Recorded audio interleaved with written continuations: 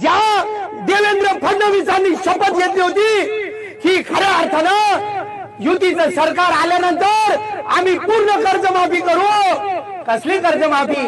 अरे फितूर सरकार आहे हे, फितूर सरकार, हे लबाड सरकार, हे ढोंगी सरकार, हे फोडाफोडी करणारं गद्दार लोकांचं सरकार आहे। देशाचे पंतप्रधान नरेंद्र मोदी मुंबईत येतात आणि मुंबईत आल्यावर काय म्हणतात? शिवसेना नकली आहे। अरे विसरले का तुम्ही? मातोश्रीच्या तळवे चाटत होते।